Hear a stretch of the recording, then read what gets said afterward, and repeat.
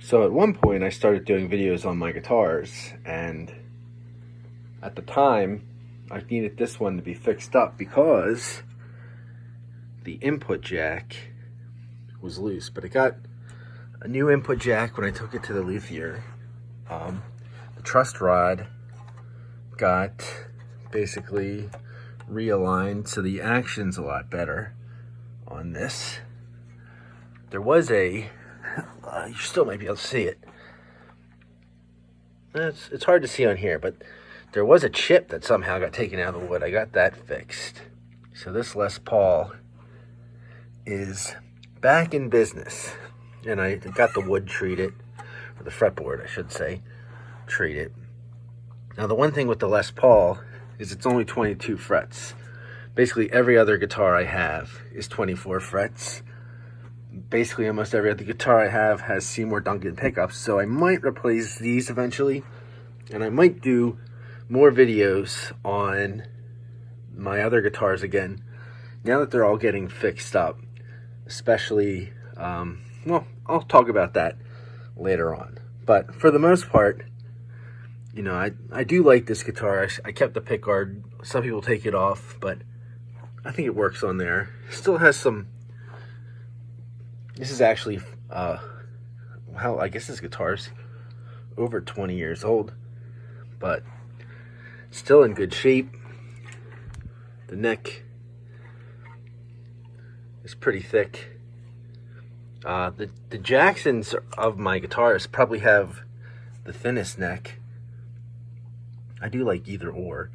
I don't actually have a preference. It's just kind of, you get used to the guitar and then kind of goes from there. But let's move on.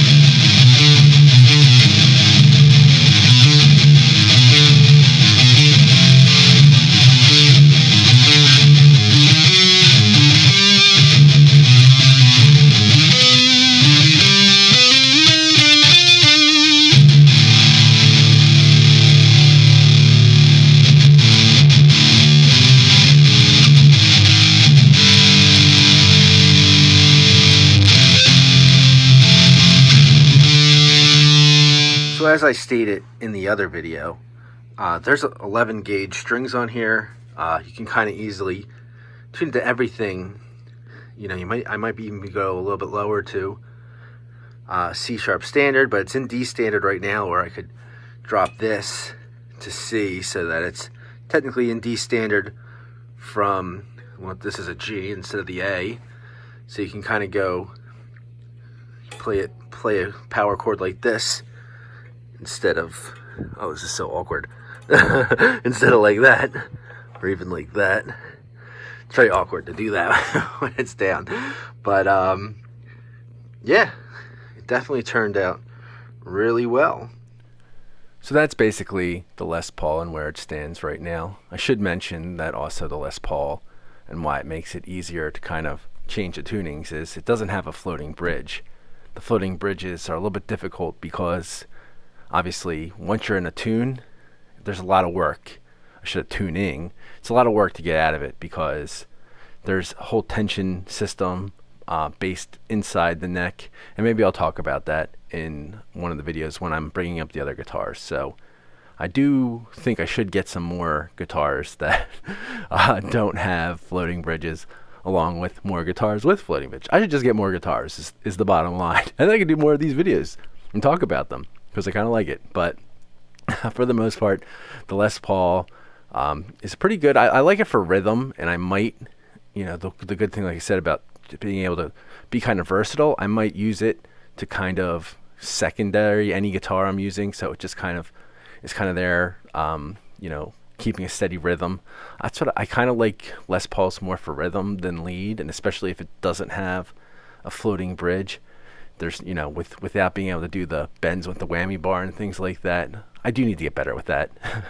That could be a whole My Musical Problems kind of thing. But yeah, I like it more for rhythm. I think Les Pauls do have a good sound when you get a good one, and it's great for rhythm. And it can be good for lead. It just depends on what you're looking for. And what I'm looking for is a little bit outside of what that Les Paul can do, and why I have the floating bridges on the other one. But it's kind of like a give and take thing. So at the most part, or least part, however you want to look at it, I think that's the end of here. I'll have to do more on the other guitars later, but that's how we end.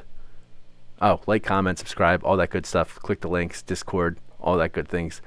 I say it at the end. Maybe I should start saying it at the beginning, kind of like introduce it. I'm just stopping.